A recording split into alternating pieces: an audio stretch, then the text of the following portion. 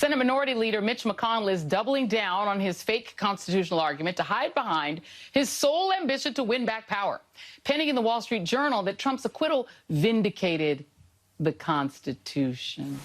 Joining me now is former Minnesota Senator Al Franken, host of the Al Franken podcast, and MSNBC contributor Jason Johnson. Oh, Senator Franken, explain Mitch McConnell to us. I mean, he literally switched on Trump on a dime, and now he's trying to claim that what he did somehow vindicated the Constitution. Please make it make sense. Well, I served with Mitch for about 9 years, and I didn't talk to him a lot, but he had a very good speechwriter, and I think sure the writer who wrote that speech. And so when I would talk to him, it'd be after he gave a really good speech on like a commemoration of 9/11 or at a spouse dinner or something. And I remember once going up to him and saying, like, I really liked your speech last night. And he said, well, you can't go wrong when you quote Manfred. And I was the spouse dinner. And I said, yeah, and I just took a chance. I said, you know, I really like your speeches better that aren't in the service of evil. And he said, I like the evil ones better. And I thought, God, he's got a good sense of humor. I didn't realize that. And no, he meant that. He's a pretty cynical guy. I mean, that's who he is. And that speech, of course, I think, as you indicated, that was targeted at corporate donors who, after January 6th, abandoned him.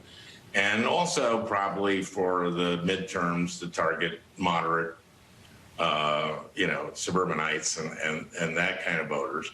So everything he does is calculated, and everything he does is cynical, and most of it's evil. I don't know how to even top that, but I mean, Jason, look, I mean, Donald Trump, here's what Donald Trump said about it. And, you know, this is one of those bipartisan moments because Trump's description of McConnell today, he sent out a statement calling him a dour, sullen, and unsmiling political hack. And he says Republicans to stay away from it. And apparently there was going to be a statement even worse. It was going to go after his chins, as if Trump doesn't have like 2-3 chins. But it sounds like it's bipartisan, that people pretty much think that Mitch ain't it, Jason. Yeah. Yeah, well, look, I mean, the man doesn't cast a reflection. He's sort of the epitome of evil, as Al sort of Franken said. And he never liked, I mean, like I said, I think he could breathe on a mirror and nothing appears there. It's just nothing at all.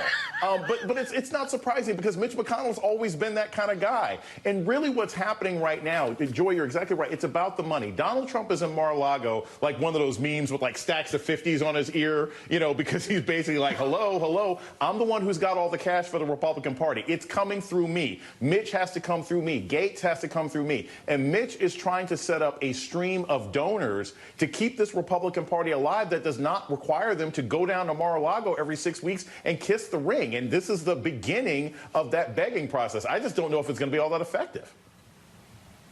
I don't understand because, you know, look, yeah, exactly. And Senator Franken, I mean, look, you had Perdue saying he's going to run again. He runs by saying this of the two sitting senators of Georgia, that the people of Georgia are represented by two of the most radically liberal individuals ever to occupy a seat in the House of Florida Senate. I wonder what he doesn't like about the black guy and the Jewish guy. Something about them, I don't know, something it bothers him. But Mitch McConnell's response to maybe putting back a guy who was called the Clyde and Bonnie and Clyde because he basically was a crook when he was a senator. He says, this is McConnell talking. I personally don't care what kind of Republican they are, what kind of lane they consider themselves in. What I care about is electability. And so if Satan B. Jones wants to run for the United States Senate, Mitch is like, take him. That's good. I mean, that's him, Senator. If he can win.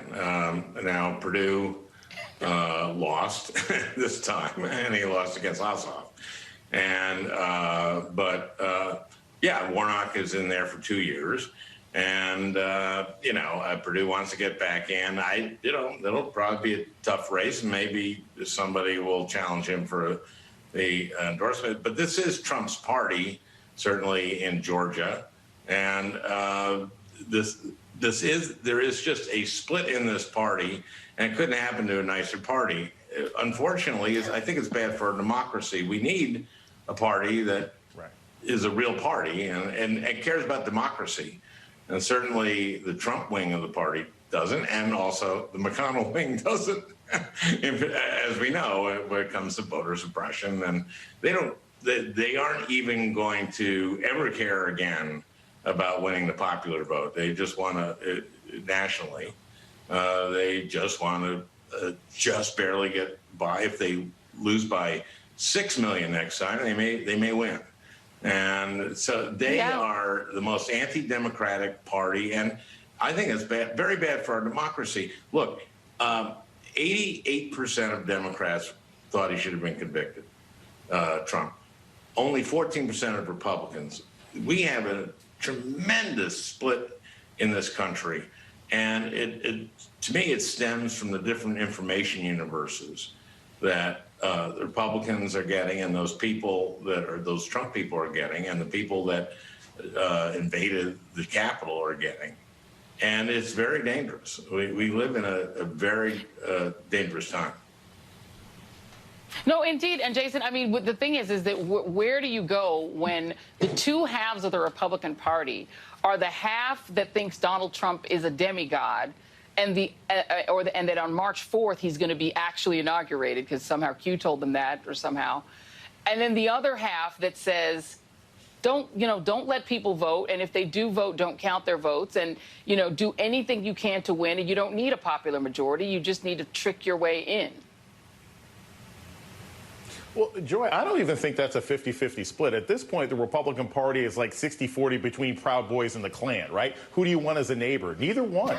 That's essentially what they are. And I don't think, look, it's not surprising. McConnell doesn't care about Perdue. They're going to try and do anything they can. Remember, this is a party where the president got behind a guy in Alabama a couple years ago who was accused several times of pursuing underage girls. And they still tried to support that guy. It took Doug Jones everything in his power and a third-party candidate to beat the one that Republicans actually wanted. So I'm not surprised. They don't care if it's a dead person. They wouldn't care if it was God himself. As long as that person can win, that's what the Republican Party wants. And as long as that person is going to be loyal to the ghost of Donald Trump, who will continue to hover over this entire what's left of a terrorist-supporting party for the next decade or so.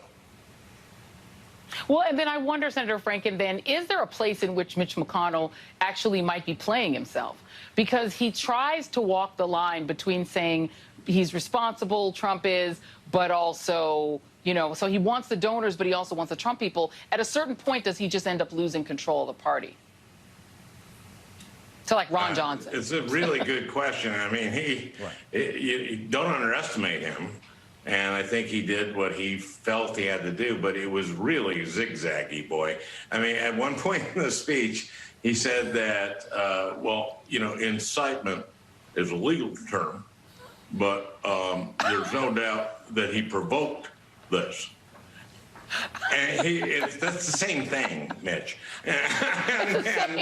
Synonym. Also, then he said, well, there's criminal and civil consequences here, and and he could be charged and be a flight risk. So he would be charged and be in a maximum security prison with, violent. I hate to interrupt. Criminals. I hate to interrupt this perfect impression of Mitch McConnell, but I have to because we have to end the show. Former Senator Al Franken and Jason Johnson, y'all are great. Thank you. That's tonight's ReidOut.